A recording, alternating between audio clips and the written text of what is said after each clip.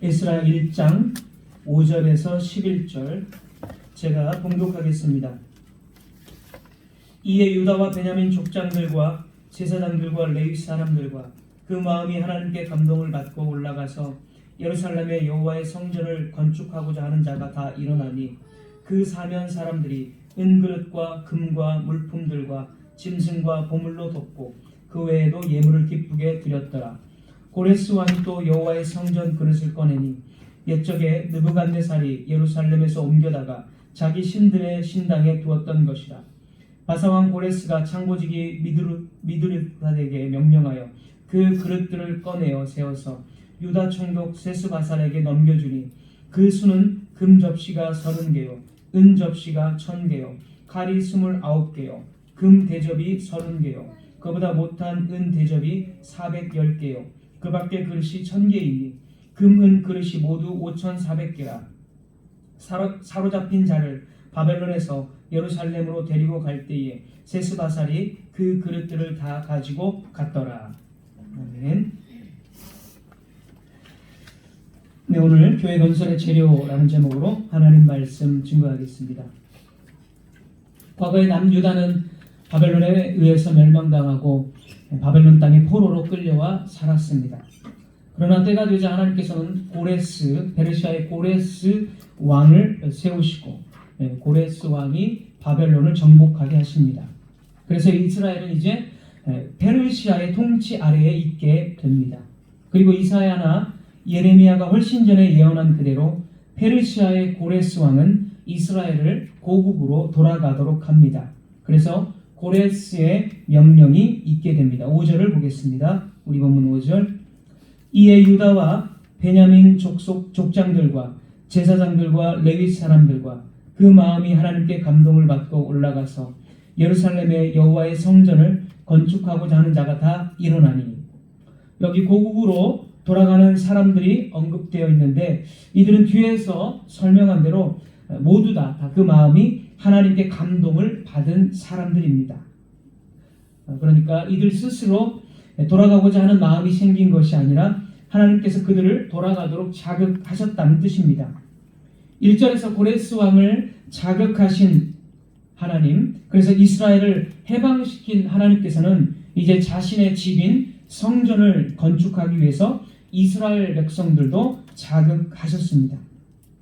이 유다와 베냐민은 이스라엘의 12지파 중에서 남쪽 유다를 형성했던 이스라엘의 두 지파입니다.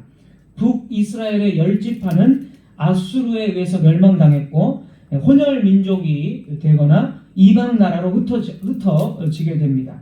그리고 이제 남유다는 그 이후에 멸망당하는데 이 남유다는 유다와 베냐민 지파가 형성을 하게 되고 바벨론의 포로로 끌려가게 됩니다. 이제 포로에서 돌아온 유다와 베냐민 지파가 하나님의 언약 백성을 나타내기 때문에 이스라엘 민족은 이제 유다를 중심으로 유다인 또는 유대인이라는 이름을 얻게 됩니다. 북이스라엘의 10지파 중에 돌아오는 사람들 또는 살아있는 사람들이 있을지라도 이들 모두는 유대인이라고 불려집니다. 5절에서 고국으로 돌아온 사람들은 유다와 베냐민 이렇게 언급한 이유는 이제 유대인을 중심으로서 하나님의 언약 백성들이 이렇게 형성되고 있음을 나타냅니다. 이스라엘과 유대인은 이제 같은 뜻이 됩니다. 그리고 제사장들과 레위인들이 언급되는데 이들은 성전의 사역자들로서 매우 중요한 사람들입니다. 그래서 유대인들, 특별히 제사장과 레위인들을 언급하면서 새로운 하나님의 언약 백성들의 이 공동체의 구성이 어떻게 조직되었는가를 5절에서 간단하게 보여주고 있습니다. 이 고레스 왕은 유대인들을 단지 고국으로만 돌아가게 한 것이 아니라 그들이 고국에서 잘 정착하고 특별히 성전을 건축할 수 있도록 최대한 지원을 해줍니다.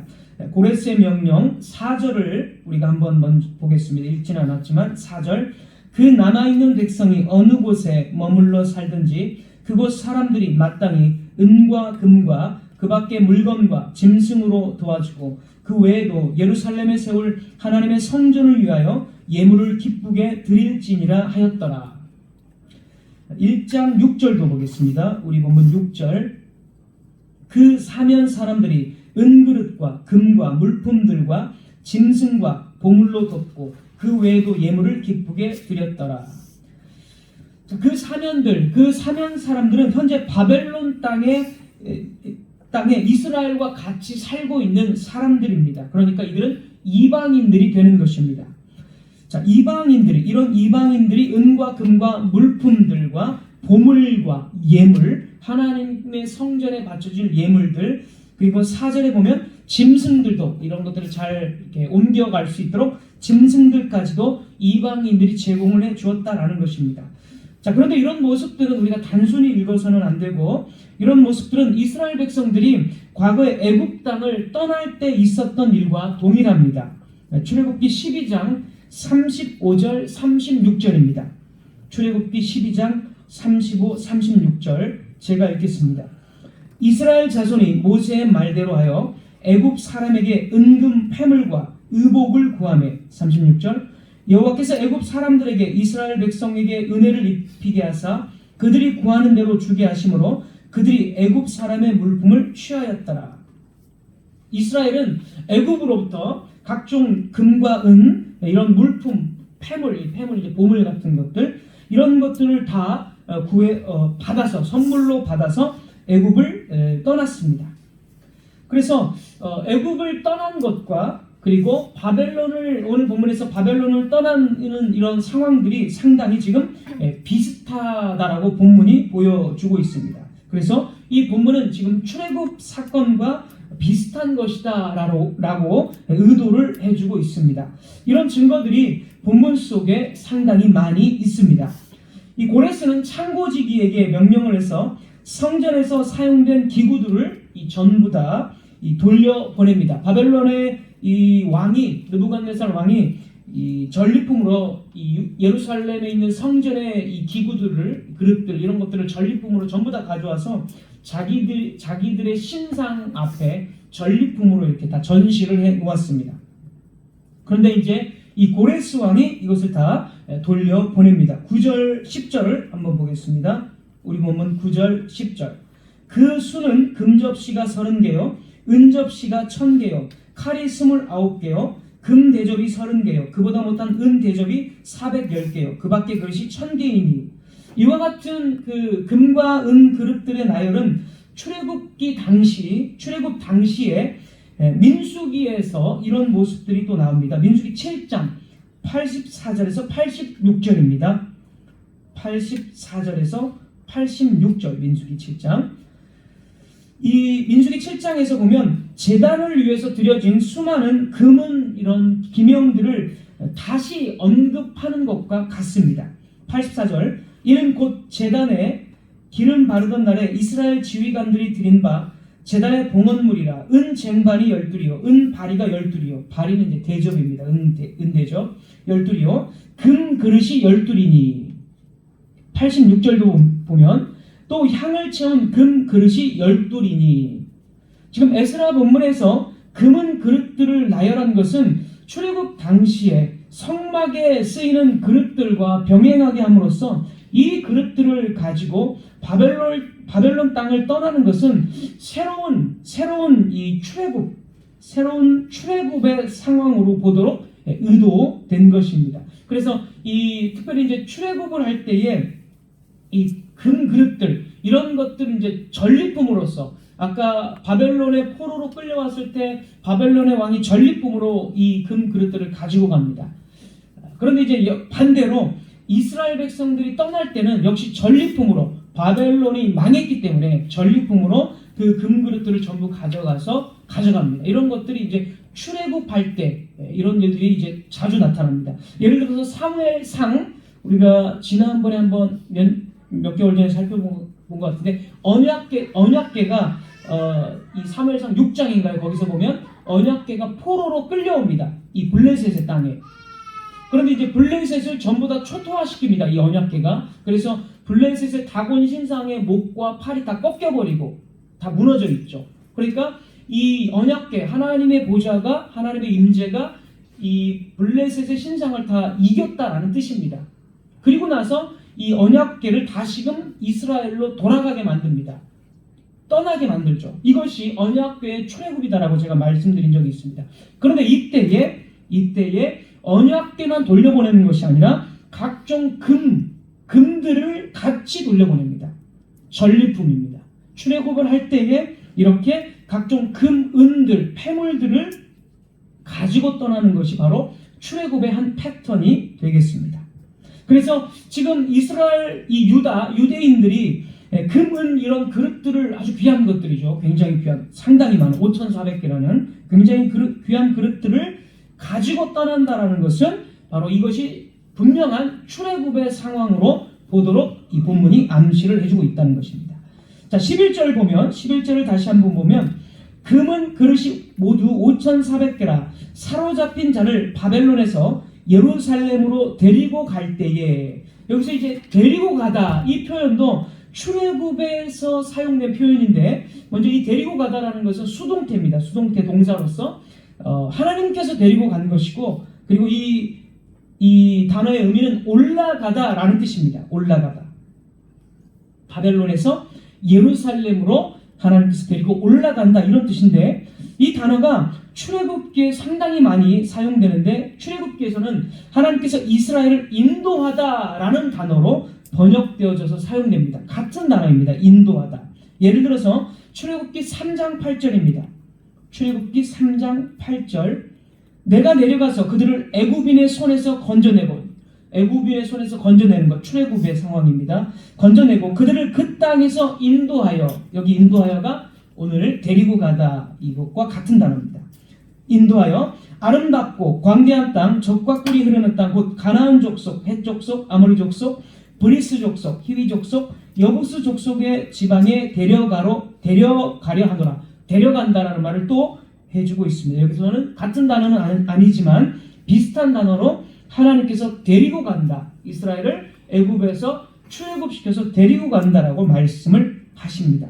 출애굽기 33장 1절 하나만 더 보면, 33장 1절, 여호와께서 모세에게 이르시되 너는 네가 애굽 땅에서 인도하여 낸 같은 단어입니다. 백성과 함께 여기를 떠나서 내가 아브라함과 이삭과 야곱에게 맹세하여 내 자손에게 주기로 한 그 땅으로 올라가라. 역시 올라가라, 같은 단어입니다. 이렇게 이 출애굽 당시의 용어와 그 상황들을 오늘 본문이 그대로 재현해내고 있는 것입니다. 즉, 이 본문은 하나님의 언약 백성으로서 유대인들이 출애굽을 하고 있다라는 것을 말하고 있는 것입니다.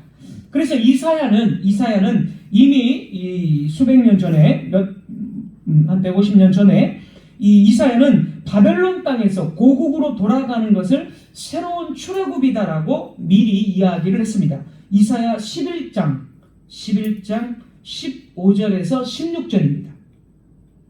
이사야 11장 15절에서 16절, 여호와께서 애굽 해만을 말리시고 그의 손을 유브라데 하수 위에 흔들어 뜨거운 바람을 일으켜 그 하수를 쳐 7 갈래로 나누어 신을 신고 건너가게 하실 것이라.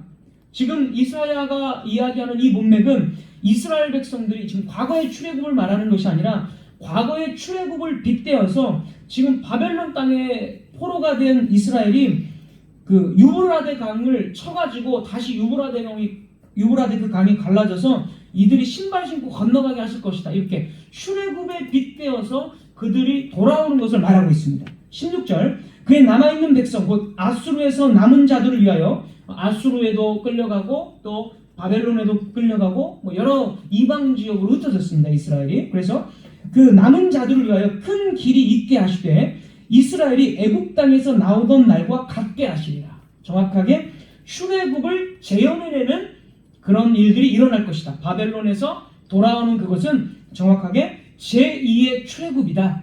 출애굽을 재현해내는 그날이다. 이렇게 이사야가 이미 150년 정도 전에 예언을 한 것입니다. 자, 이런 표현은 분명 바벨론에서 돌아오는 것이 과거 애굽에서 탈출한 것과 같은 그러한 종류의 것이다라는 뜻입니다.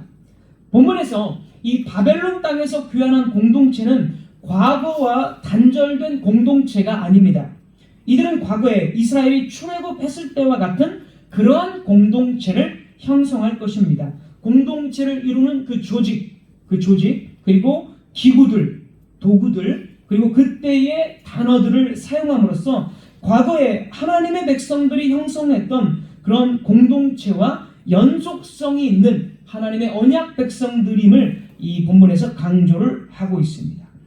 그리고 이제 가장 중요한 건데, 이제 오늘 본문에서 출애굽을 하고 나서 이들이 하는 일도 똑같습니다.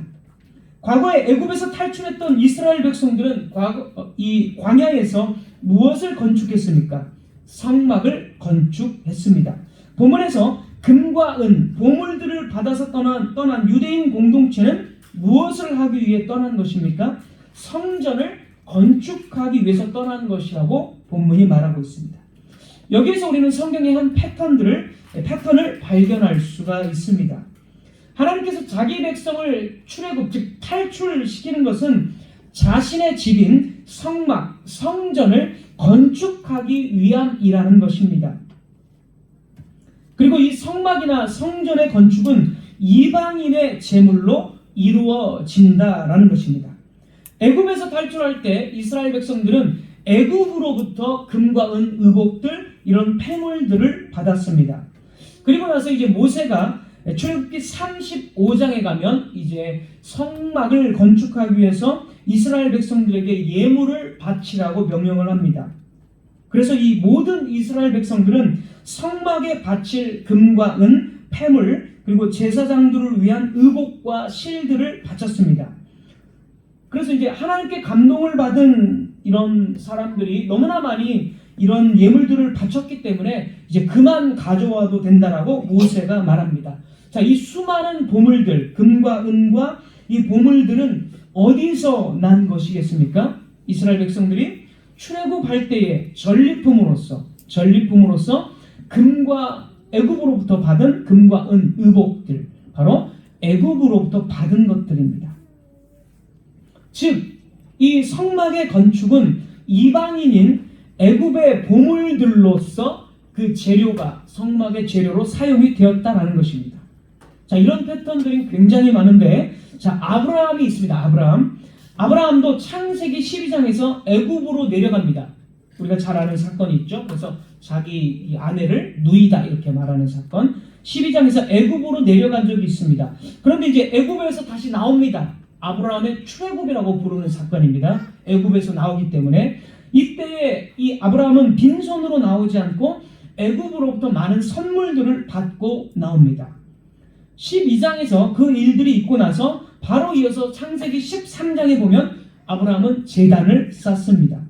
제단.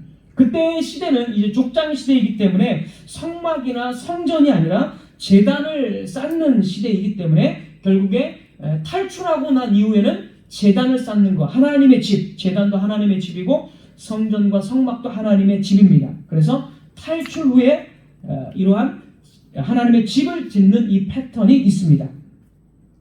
솔로몬의 때도 성전을 건축할 때에 그 성전의 재료들은 다윗이 블레셋이나 암몬이라는 이런 그 이방 제국들과 이방 나라와 싸워서 뺏은 전리품들입니다. 전리품. 그래서 금과 은이 엄청나게 다윗이 많았는데 그러한 금과 은을 다윗이 솔로몬에게 이 성전 건축의 예물로서 다윗이 바칩니다. 또한 성전에 사용된 목재가 있는데 이 목재는 두로왕, 이방인 두로왕 히람이 보내준 것들입니다. 역대하 2장 8절입니다. 역대하 2장 8절. 또 레바논에서 백향목과 잣나무와 백단목을 4개로 보내소서. 솔로몬이 두로왕 히람에게 이런 목재들을 나에게 보내달라는 겁니다. 자, 그리고 성전을 건축하는 기술자가 나오는데 지금 솔로몬 시대에 이 기술자가 상당히 흥미롭게 이방인의 혈통을 받은 사람입니다. 역대하 2장 13절에서 14절입니다. 역대하 2장 13절에서 14절. 내가 이제 이제 재주 있고 총명한 사람을 보내오니, 이제 두로왕 히람이 말하는 것입니다. 내가 이제 재주 있고 총명한 사람을 보내오니 전에 내 아버지 후람에게 속하였던 자라. 14절. 이 사람은 단의 여자들 중 한 여인의 아들이요 그의 아버지는 두로 사람이라. 자, 여기 보시면 단의 아들입니다. 단의 여자들, 그러니까 이스라엘의 단지파, 그러니까 어머니의 혈통은 이스라엘의 혈통이고, 그리고 아버지는 두로 사람이 아버지입니다. 이 기술자가. 그러니까 이 두로 사람이 이스라엘의 신앙 고백을 통해서 이스라엘 단지파의 여자와 결혼을 해서 이 기술자를 낳았습니다. 자, 그래서 이 기술자는 성전을 함께 건축할 이 기술자는 이스라엘과 이방인의 피가 함께 섞여져 있습니다. 그래서 이 기술자를 당신에게 이제 보내오니 그에게 당신의 재주 있는 사람들과 당신의 아버지 내주 다윗의 재주 있는 사람들과 함께 일하게 하소서. 솔로몬의 이 성전은 다윗이 전리품으로 이방 민족에게 빼앗은 것들, 그리고 백성들이 바친 예물, 그리고 두로 왕이 공급한 목재와 이방인의 혈통이 있는 사람이 함께 건축을 하게 됩니다. 다윗도 한때 블레셋에서 탈출한 적이 있습니다. 블레셋에서 막 미친 척도 하고 사울의 칼을 피해서 블레셋에 들어간 적이 있습니다. 그래서 이것을 나중에 이제 블레셋에서 빠져나오는데, 이때 이것을 다윗의 출애굽이라고 또 이야기합니다. 왜냐하면 블레셋에서 탈출했기 때문에. 그래서 이 출애굽의 패턴은 이 출애굽한 이후에는 반드시 하나님의 집을 건축하는데, 그 건축의 재료는 이방인의 이 제공한 그런 선물들, 그런 전리품이다라는 것입니다. 그리고 이 솔로몬의 성전에서는 이방인의 참여가 있었다라는 것입니다. 오늘 본문의 에스라 본문도 마찬가지입니다. 바벨론 땅에서 이스라엘 백성들이 출애굽했을 때 아까 6절에서 말한 바와 같이 주변의 이방인들은 금과 은, 보물과 예물들을 이 유대인들에게 줍니다. 이 바친 물건들을 통해서 성전이 건축되는 것입니다. 신약에서도 이러한 패턴은 반복이 됩니다. 주 예수 그리스도께서는 죽음과 부활로서 성전인 교회를 건축하시는데, 죽음과 부활을 성경은 예수 그리스도의 출애굽이다 라고 이야기를 합니다. 누가복음 9장 31절입니다. 누가복음 9장 31절. 제가 읽겠습니다. 영광 중에 나타나서 장차 예수께서 예루살렘에서 별세하실 것을 말할세. 여기서 별세한다라는 말이 이제 죽는다, 우리가 쉽게 사용하는 말로 죽는다라는 뜻입니다. 그런데 이 별세라는 이 헬라어 원문은 엑소도스입니다. 엑소도스는 출애굽기의 헬라어 이름이 엑소도스입니다. 그래서 이 별세라는 말은 예수님이 출애굽하신다라는 뜻입니다. 히브리서 11장 22절에서도 분명히 이 단어가 이스라엘의 출애굽을 가리키는 데 사용됩니다. 히브리서 11장 22절. 믿음으로 요셉은 임종시에 이스라엘 자손이 애굽에서 떠날 것을 말하고, 여기서 떠날 것, 이것이 바로 엑소도스입니다. 원문은 엑소도스. 성경은 이스라엘이 출애굽을 했듯이 예수님께서 죽으시고 부활하시는 것을 예수님의 출애굽이다라고 말을 하는 것입니다. 왜냐하면 예수님께서는 타락한 이 세상 가운데 오셨고, 그 죽음과 부활로서 지상 사역을 이제 다 마치시고 이 세상을 떠나서 하나님 우편으로, 그 참 하늘로 다시 올라가시기 때문입니다. 그래서 이 누가복음 본문에서는 예수님의 이 죽으심을, 부활하심을 출애굽이다라고 표현을 하는 것입니다. 그러면 아까 말씀드린 대로 그 패턴, 출애굽을 하면 반드시 성전인 하나님의 집을 건축한다라고 말씀을 드렸습니다. 그것을 예수님께 적용을 한다면 예수님께서는 이제 출애굽을 하셨기 때문에 성전을 건축하셔야 합니다. 모세 시대에 이스라엘이 애굽의 금과 은, 보물들을 받아서 성막을 건축했듯이, 그리고 오늘 에스라 본문에서 유대인들이 이방인의 제물을 받아서 성전을 건축했듯이, 예수님께서 출애굽하시고 성전인 교회를 건축하셔야 하는데 이때에 예수님도 역시 이방인의 재물을 가지고 성전을 건축해야 합니다. 그런데 여기서 구속사적인 이 진전이 조금 나타납니다.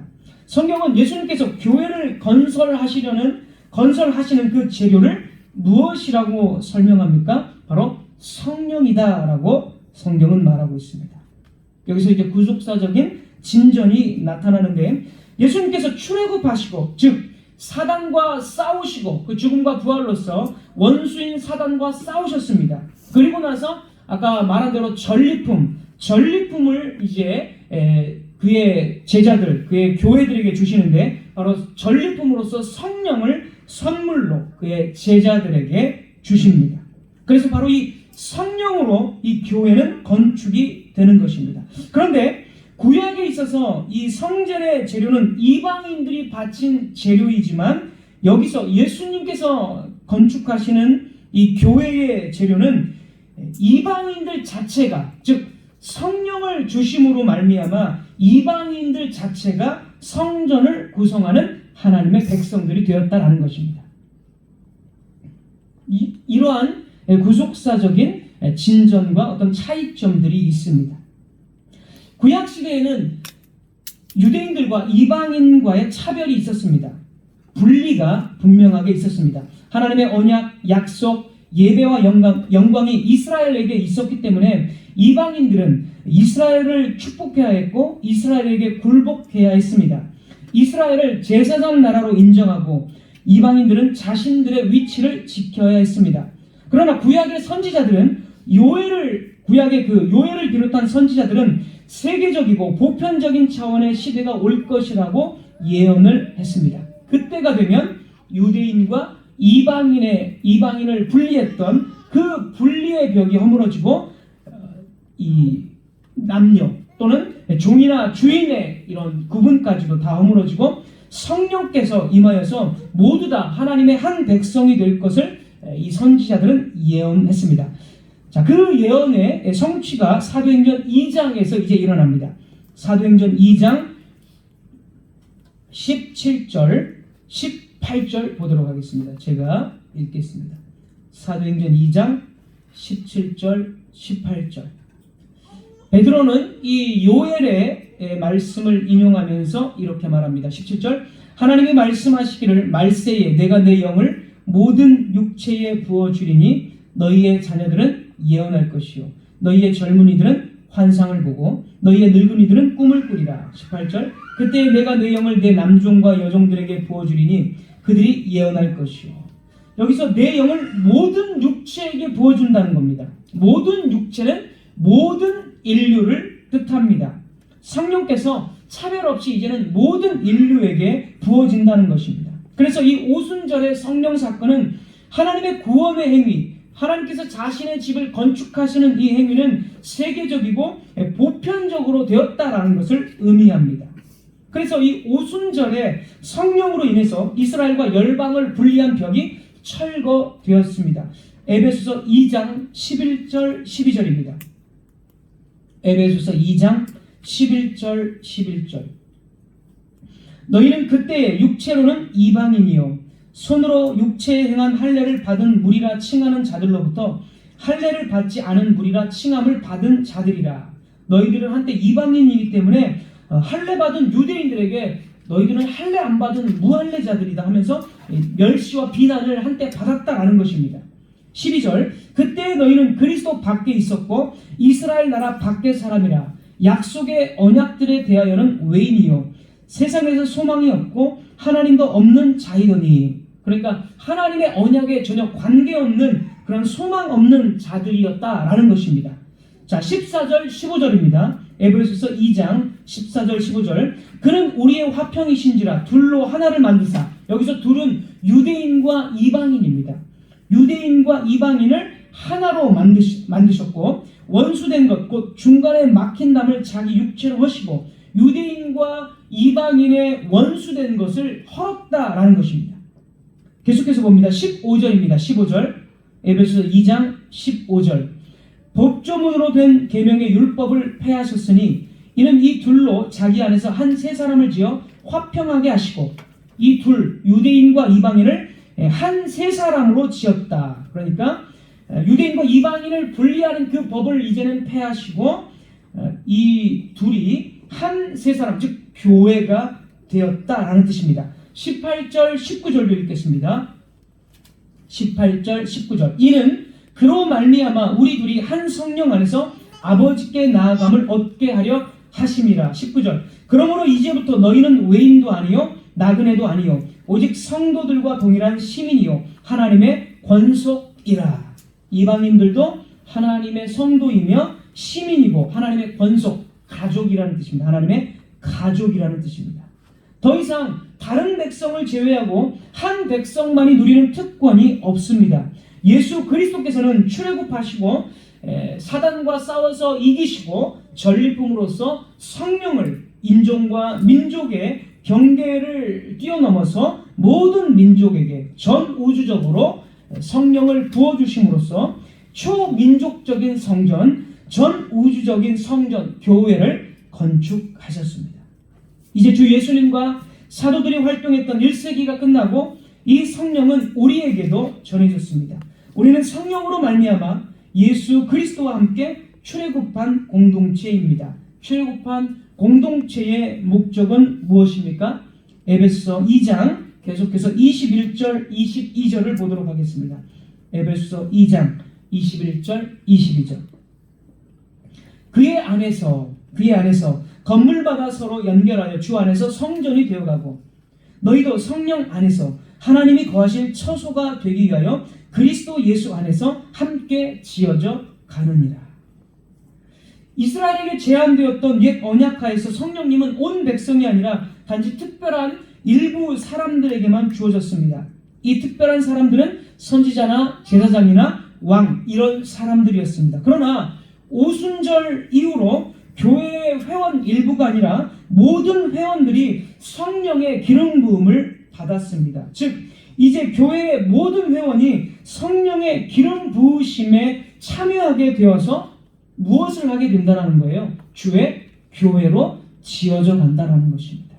서로 연결되어져서 에베소서 2장 아까 21절 말씀처럼 서로 연결되어서 성령을 주신 이유가 서로 하나 되고 연결되어져서 이제는 하나님의 거룩한 성전으로 지어져 간다라는 것입니다. 그리스도의 성령이 우리 가운데 거처를 삼으셨습니다. 우리 가운데 거하시는 그리스도의 성령은 우리를 주님을 위해서 일하도록 하게 하시고 또 주님을 섬길 수 있도록 하십니다. 그리스도 안에서 그리스도의 성령의 능력을 받아서 우리는 이것을 할 수 있게 되었습니다. 우리는 성령 안에서 교회를 세울 수 있습니다. 우리는 교회 회원으로서 피차 서로를 돌볼 수가 있다는 뜻입니다. 성령님은 완전히 다른 유대인과 이방인을 하나로 만드셨습니다. 동일한 성령님은 공동체 안에서 사회적으로 또 환경적으로 전혀 다른 입지를 가지고 있는 사람들을 한 몸이 되게 하십니다. 눈이 손에게 나는 네가 필요 없어 라고 말할 수 없듯이 머리가 발과 아무런 상관이 없는 것처럼 주장할 수 없듯이 성도의 교통 안에 있는 모든 교회 안에 있는 성도들은 누구든지 단 한순간도 자신 스스로 살 수 있는 양 우쭐될 수는 없습니다. 아무도 마치 혼자서라도 괜찮은 것처럼 단지 자신이 구원받은 것만으로 흡족한 것처럼 살 수 없고 또 살려고 해서도 안 됩니다. 단 한 시간도 다른 지체와 독립해서 있을 수가 없습니다. 만일 눈과 손 사이에 살아있는 연결고리가 파괴되었다면 급히 의사에게 달려가서 진단을 받아야 합니다. 머리가 항상 내 발이 어떤지에 대해서 생각하지 않는다면 이것은 무언가가 잘못되어 있다라는 뜻입니다. 심장이 박동해서 몸의 모든 부분에 피가 흐르게 하고 작은 혈관들이 온몸에 연결되어 있습니다. 이 연결고리가 끊어지자마자 나는 불구가 되든지 아니면 시신이 됩니다. 동일한 사실이 하나님의 성전인 성령으로 하나 된 교회에도 해당됩니다. 모든 사람이 자신의 삶 속에서 고유한 자신의 과업을 가지고 있습니다. 모든 사람이 자기의 길을 걸어갑니다. 그럼에도 불구하고 매 순간 우리는 교회의 한 지체이며 전 존재가 그리스도와 연결되어져 있고 다른 지체와 연결되어져 있습니다. 아무도 단 한순간이라도 내가 내 형제를 지키는 자입니까? 라는 생각을 허용해서는 안 됩니다. 바울은 고린도전서 13장에서 자신이 천사의 방언을 말한다 하더라도 사랑이 없다면 울리는 꽹과리가 되고 시끄러운 징에 지나지 않는다라고 말합니다. 자신이 감추어진 모든 것을 알고 엄청난 지식을 가지고 있다고 하더라도 또 산을 옮길 만한 믿음이 있다 하더라도 사랑을 갖고 있지 않는다면 아무것도 아니라고 말합니다. 여러분은 사랑에 대한 이 노래를 잘 알고 있습니다. 하나님께서 각자의 사람에게 풍성한 은사를 주셨습니다. 그러나 그 은사가 사랑으로 발휘되지 않는다면 그 은사가 주님의 교회를 건설하고 형제와 자매들을 섬기는 데 사용되지 않고 자신을 자랑하는 데 사용된다면 그것은 시끄러운 세상에 소음을 하나 더 추가하는 셈이 됩니다. 설사 우리가 복음을 전한다 하더라도 교회를 위해 아무리 열심히 일한다 하더라도 참 놀라운 지식이며 놀라운 가르침이네요 라는 말을 듣는다 할지라도 이것이 하나님의 나라 교회의 건설과 관계없는 것이라면 이 모든 일들은 불신자들이 하는 일과 다름없는 일이 됩니다. 사랑하는 성도 여러분, 구약의 백성들은 성령님을 만날 기회를 더 많이 갖지 못했습니다. 그러나 우리는 더 이상 성령님을 지나칠 수 없습니다. 이것이 오순절로 인한 기쁨입니다. 다시 말해서 우리 모두는 지금 항상 교회 안에서 성령님을 만난다라는 것입니다. 우리에게 성령님을 주신 이유가 무엇입니까? 주의 성전인 교회로 살아가게 하기 위함이고 다 함께 지어져가는 교회를 건설하시기 위함입니다. 그래서 예수님께서는 가장 좋은 선물인 성령을 구하라라고 말씀하셨습니다. 누가복음 11장 13절. 누가복음 11장 13절. 너희가 악할지라도 좋은 것을 자식에게 줄 알거든 하물며 너희 하늘 아버지께서 구하는 자에게 성령을 주시지 않겠느냐 하시니라. 남자와 여자가 교회 안에서 공동의 부르심을 받습니다. 부자와 가난한 자도 함께 한 주님의 식탁에서 만나 동일한 부르심을 받습니다. 어린이들도 노인들도 다 같은 부르심을 받습니다. 우리 모두가 성령으로 기름 부음 받은 직분자들이며 각자가 달란트와 축복에 따라 교회의 건설을 위해 기여해야 합니다. 다시 말해서 교회의 모든 지체들은 한 하나님의 백성으로 우리 모두가 거기에 속해 있으며 각자의 위치와 과업을 가지고 있다는 뜻입니다. 이 과업, 하나님 나라의 건설, 교회의 건설을 의식하지 않는다는 것은 부르심을 망각하는 것입니다. 이 부르심을 망각하자마자 빈 그릇과 같고 소음을 내는 꽹과리와 같습니다.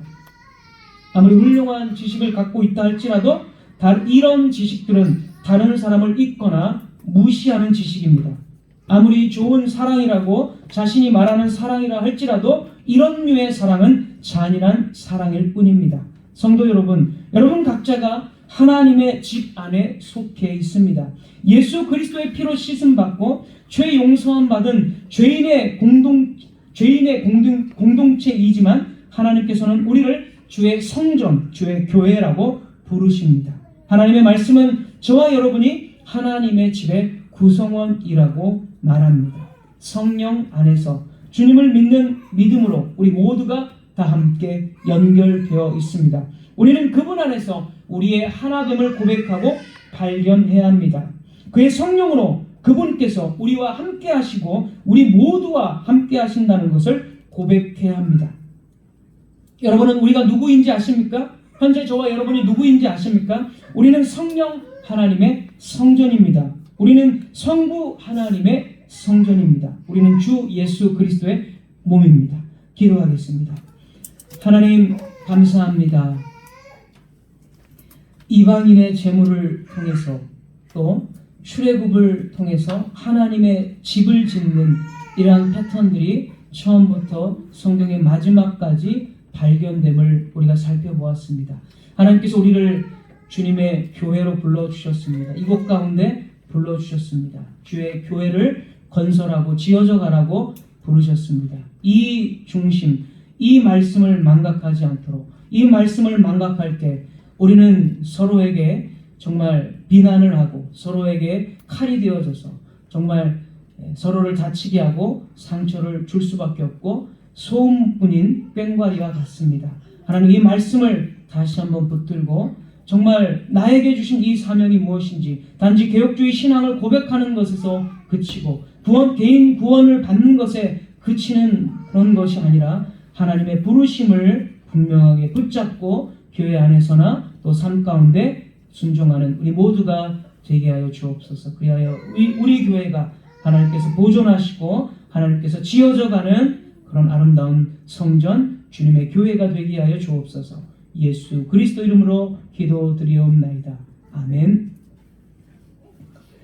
우리 연금 찬송 시편 찬송가 3